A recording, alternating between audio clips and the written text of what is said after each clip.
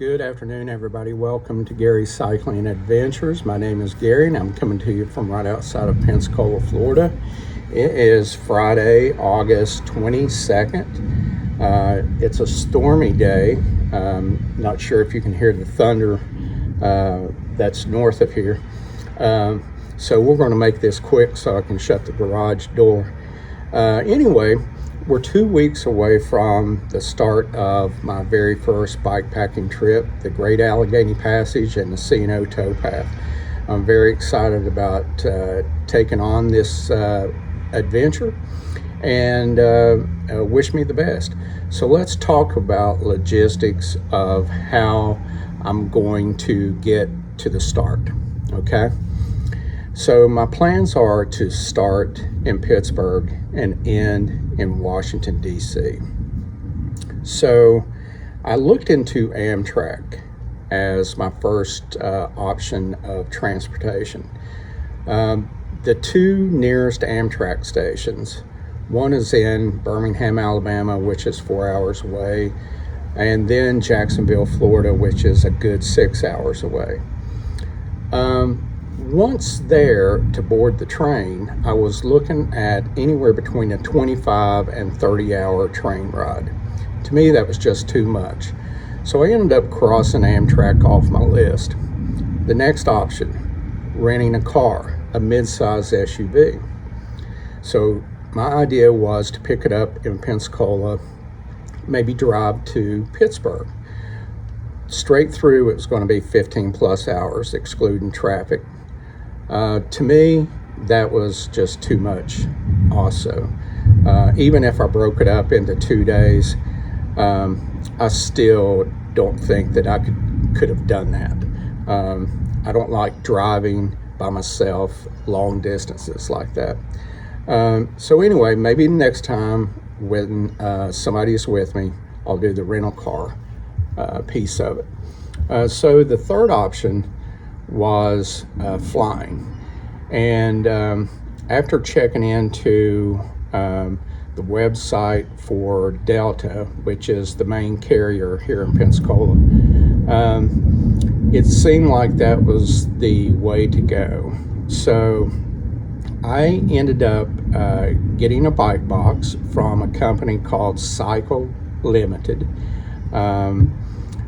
The bike shops around here outside Pensacola didn't have a bike box that would fit my extra large Trek FX2. Cycle Unlimited did, and so it was $70. They had it here at the house, 2 to 3 days shipping, and the bike fits perfectly in the box. The only thing I did, I removed the front wheel, turned the handlebars, removed the pedal, popped off the seat, left the back wheel intact, shifted the derailleur to the largest cog so everything's protected, and it's just good. We're good to go there. Let me show you a picture.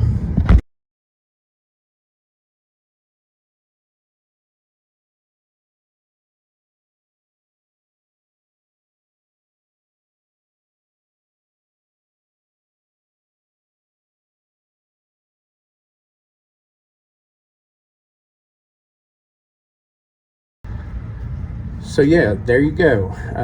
Perfect fit for the bike and the bike box. Now, Delta. So I got on Delta's website. That's who I'm flying with. Up in the top right, there's a search bar. You type in bicycle, and it'll bring up an article about the size of a box that they accept and the weight limit also. So whatever airline that you choose to fly with, double check their specification for bike box and the weight. Additionally, today I just happened to be over near the airport, and I stopped in and went to the ticket counter and was able to talk with one of the ladies at the ticket counter. So she informed me that the day that I come in, just to push the bike over to the ticket counter and they in turn will check it in along with any other pieces of luggage that I have. And she says then it goes to the back in a oversized section to be loaded onto the plane. So that's good. I really didn't know if I took it to the regular ticket counter or if there was some other counter to take it to. Now, as far as my gear goes, like the bags for the back that have my camping equipment and clothes and a couple other things.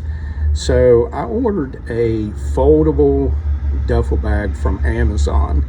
It's 85-liter bag, I think's what it is, and it folds down to nothing.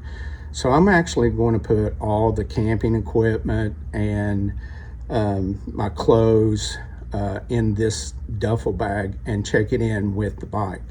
Now, I did ask a question to the ticket lady about the butane for the little stove, and you cannot take butane on the airline. I kind of knew that, but I just wanted to double check. So when I get into Pittsburgh along the trail after starting up, I'll just have to stop and pick a can or two up.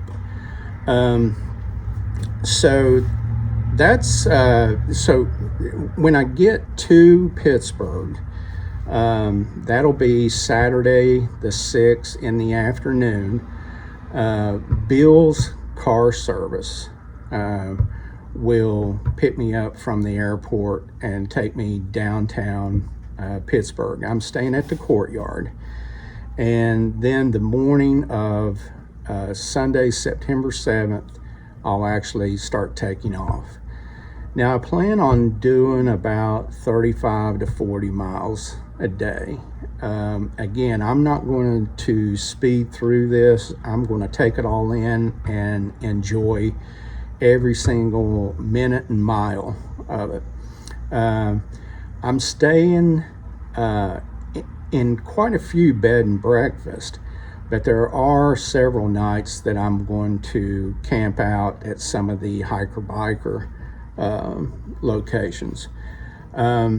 So let me show you a picture of my bike that is going to go with me. Now, the one thing about the bike that I'm taking is I did some upgrades just for this ride.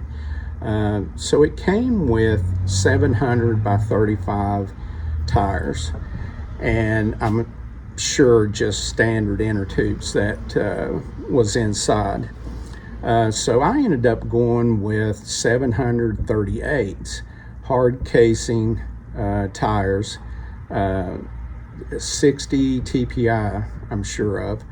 And then I actually went with Goodyear heavy duty tubes, and they're puncture resistant, along with the tires are also puncture resistant. So anyway, I put 2 new tubes and these upgraded tires on the bike, and then I ordered 2 additional tubes to take with me just in case. And then, you know, I've got a Brooks B17 saddle, which I'm still breaking in, but it's getting there. It is, there's days when it's comfortable, and then there's other days where it's harder than a rock for some reason. But I'm sure it'll get there. And, you know, at the end of this first trip, we'll see if I keep it or move on to something else. But let me show you a picture of the bike.